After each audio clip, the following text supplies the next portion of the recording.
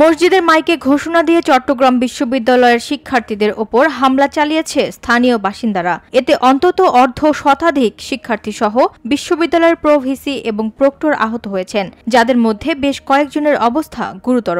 ৩০ August রাত 11:30টার দিকে বিশ্ববিদ্যালয়ের ২ নং গেট সংলগ্ন এলাকায় ঘটে চরম উত্তেজনাকর এই ঘটনা।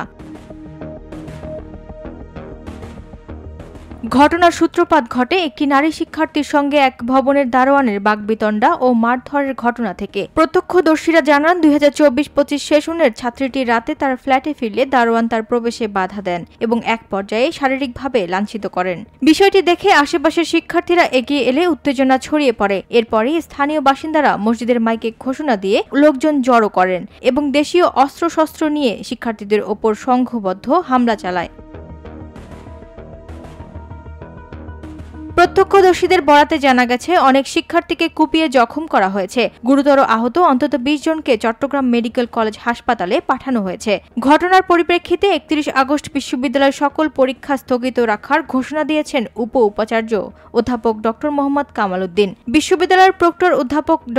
তানভীর মোহাম্মদ হায়দার আরিফ বলেন, রাতেই আমাদের একাধিক নিরাপত্তা টিম ঘটনাস্থলে পাঠানো হয়। তবে শিক্ষার্থীরা বিভিন্ন স্থানে ছড়িয়ে ছিটিয়ে থাকায় তাদের সংগঠিত করা কঠিন ছিল।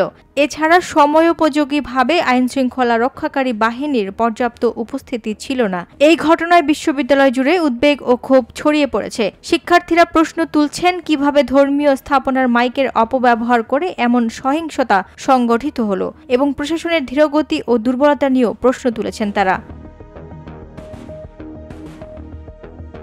এদিকে রাত পেরোতে না পেরোতেই দিনের আলোতে আবারও নৃশংসতা শুরু করে এলাকাবাসী। সকাল থেকে বিশ্ববিদ্যালয়ের প্রাঙ্গণ গরম অবস্থায়। সাধারণ শিক্ষার্থীদের সাথে বিভিন্ন সংগঠনের শিক্ষার্থীরা আন্দোলনে নেমে পড়েছে। ওয়াহিদা প্রান্তি, স্বদেশ প্রতিদিন।